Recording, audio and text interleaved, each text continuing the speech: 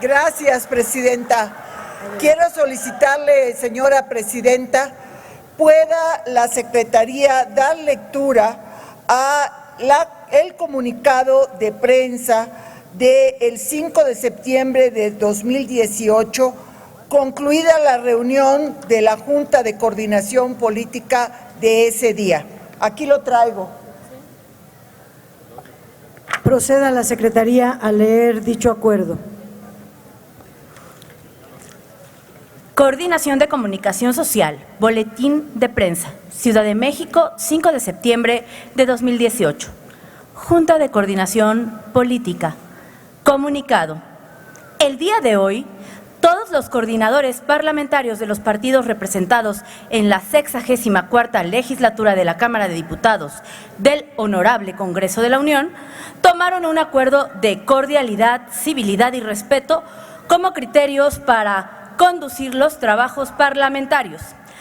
La presidencia de la Coordinación Política Jucopo se instaló de acuerdo a lo que establece la Ley Orgánica en su artículo 31, numeral 3 y en su artículo 35, numeral 1, por lo cual el diputado Mario Delgado Carrillo, del Grupo Parlamentario de Morena, presidirá este órgano de gobierno durante esta legislatura. Además, se acordó que en estricto cumplimiento de la ley orgánica, la presidencia de la mesa directiva sea rotativa, conforme a lo establecido en la ley orgánica en su artículo 17 y de acuerdo al orden decreciente de los grupos parlamentarios. Por favor, porque lo que... También se llegó al acuerdo de que todas las decisiones de la Junta de Coordinación Política se harán en un ambiente de pluralidad y de respeto. Y en la conducción de las sesiones se privilegiará siempre el debate y no se utilizará la mayoría de manera que transgreda la pluralidad democrática representada en esta Cámara. Existe el compromiso de trazar una estrategia conjunta para reformar el Poder Legislativo y lograr su dignificación. Los coordinadores de los grupos parlamentarios se comprometieron a trabajar de manera bicameral en el Parlamento abierto y a la brevedad se presentará un acuerdo sobre medidas de austeridad republicana en la Cámara de Diputados. Firmantes: Mario Delgado Carrillo, Juan Carlos Romero Hicks, René Juárez Cisneros, Luis Fernando Manzanilla Prieto, Reginaldo Sandoval Flores, Alberto Esquer Gutiérrez, José Ricardo Gallardo Cardona, Arturo Escobar y Vega. Es cuanto, diputada presidenta. Muchas gracias, Presidenta, por obsequiar esta petición, porque no hay otra manera de marcar lo que a continuación voy a expresar. El día de hoy es un día que se guardará en la memoria indeleble del Congreso mexicano. Hoy la Cámara de Diputados se enfrenta a una disyuntiva histórica. O se consolidan el pluralismo y la democracia interna, o se da paso a una regresión autoritaria de final impredecible. Este día se cierran dos grandes ciclos históricos. Se cierra un ciclo de 40 años iniciado en 1979 con la expedición de la primera ley orgánica del Congreso, surgida de la reforma política de 1977, que permitió a los partidos de izquierda llegar al poder legislativo. Y se cierra otro ciclo de 20 años, surgido de la Ley Orgánica de 1999, nacida de la histórica 57 legislatura que se instaló en 1997 y que desde entonces se ha conocido como la legislatura de la pluralidad. Este año, 2019, debería servir de marco para la conmemoración de estos dos grandes momentos en la historia de la transición de México a la democracia, pero quedará para el futuro como el referente de una grave regresión en la historia del Congreso mexicano. Y en ello hay al menos dos hechos muy lamentables.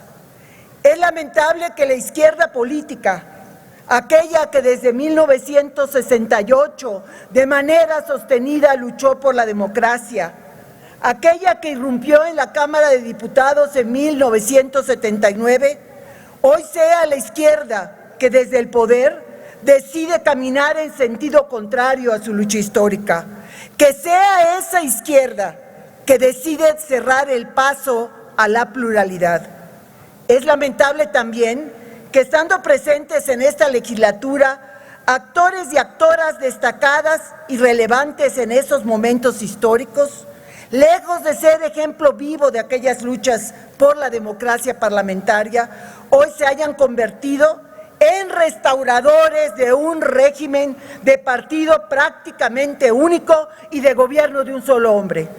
Restauración del presidencialismo omnipotente y autoritario, cuyo declive a partir de 1968 había obligado a, 1988, había obligado a todas las fuerzas políticas del país, sin excepción, a construir un nuevo sistema político que desde entonces fue cada vez más abierto, más democrático, más institucional y más plural.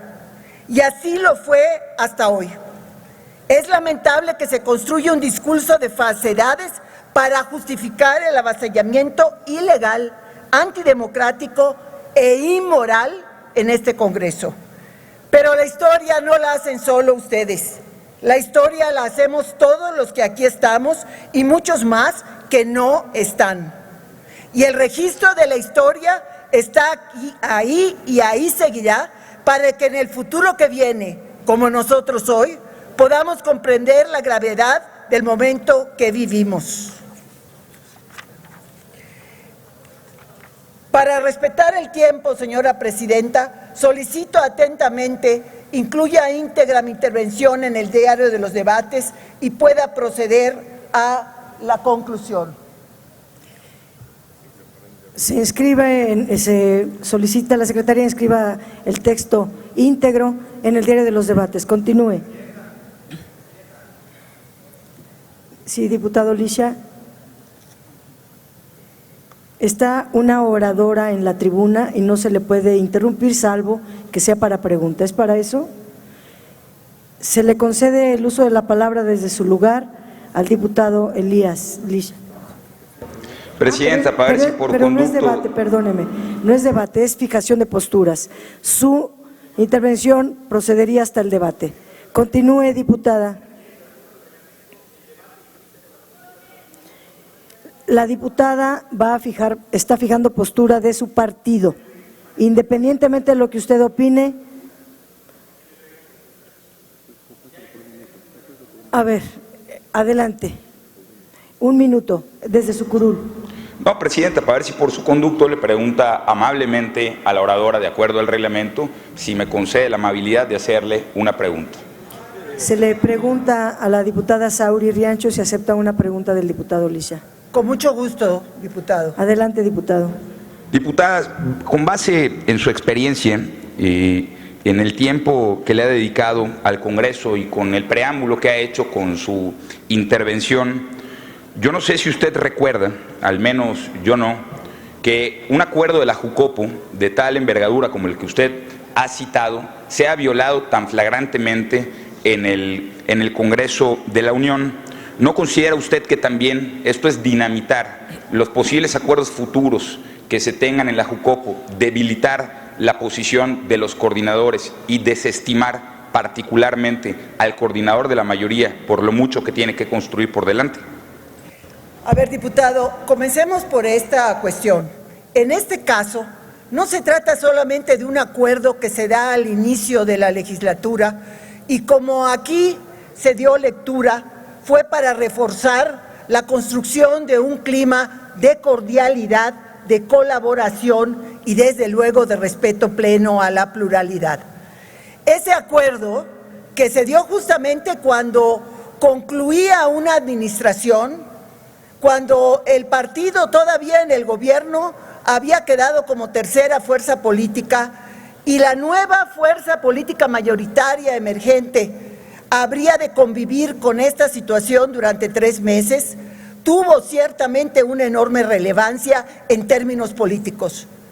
Pero la lectura del comunicado no se agota en el acuerdo político, sino subrayo que a mi juicio lo más relevante es la voluntad expresa, clara, definida, de respetar la ley orgánica del Congreso de la Unión, especialmente en lo que atañe al gobierno de la Cámara de Diputados y a la presidencia de su mesa directiva.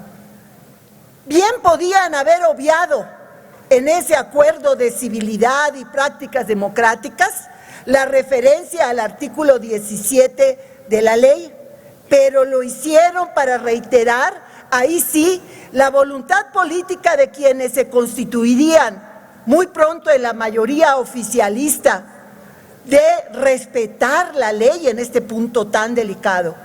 Y si eso no fuera suficiente, compañero diputado, el trabajo desarrollado durante varios meses a raíz de la iniciativa de nueva ley orgánica presentada por el presidente de la mesa directiva, Porfirio Muñoz Ledo, y dirigida, turnada a la Junta a la Mesa de Régimen Interno y Prácticas Parlamentarias, a esta comisión desde hace varios meses, y que ha sido objeto de un estudio exhaustivo y detallado por parte de diputadas y diputados y un conjunto de asesores. Todo este trabajo en ningún momento alteró el contenido del artículo 17 de la Ley Orgánica del Congreso, única y exclusivamente para cambiar su numeral y pasarlo del 17 al 21, y para que la disposición en relación a la mesa directiva fuera, en vez de la séptima, la novena de dicho artículo 21. En ese sentido, no puedo menos que mencionar que llama la atención enormemente que algo que se había trabajado durante meses en un clima de plena colaboración para dotar a esta Cámara de Diputados de un nuevo ordenamiento más moderno, entre otras cosas, para poder asumir plenamente el compromiso del Parlamento abierto, no se haya mencionado nunca lo que en este momento estamos analizando. Por lo tanto, sí es de preocupación, y con base en eso señalo que el día de hoy sí estamos en presencia de una decisión histórica para este Congreso y para el rumbo del pluralismo de México. A veces con ligereza, diputado, afirmamos que estamos en coyunturas históricas, pero hoy creo que no exageramos en absoluto. La disyuntiva es clara: o nos vamos por el pluralismo y el respeto a las minorías en este Congreso, pero en todo el mundo político y en la administración. Y justamente recuerdo que ese era el argumento que descalificó sistemáticamente el grupo de izquierda cuando en 1979, por primera vez, por la figura de la representación proporcional, hubo una presencia de diputados de la izquierda mexicana. No son argumentos de una sociedad moderna y plural el negarse a reconocer a las minorías. Ha sido una lucha de muchos años, y no solo las minorías políticas, también las minorías por preferencias sexuales, las minorías por el idioma que hablan, las minorías por el color de su piel. Todo esto ha sido una lucha de reconocimiento de la pluralidad que hoy se pretende desconocer simplemente por una coyuntura de naturaleza política. Concluyo, Presidenta, con los 50 segundos que me restan. Quiero señalar, compañeras y compañeros diputados, el diario de los debates registrará nuestras palabras y nuestros hechos para la historia. Consignará las flagrantes y groseras contradicciones de quienes ayer reclamaban a gritos en este mismo salón de sesiones una apertura democrática y hoy, habiendo conquistado el poder, hacen todo lo posible por acallarla. Registrará compañeras y compañeros de la mayoría oficialista, sus afanes por restaurar una forma autoritaria de ejercer el poder que México había dejado muy atrás en el pasado.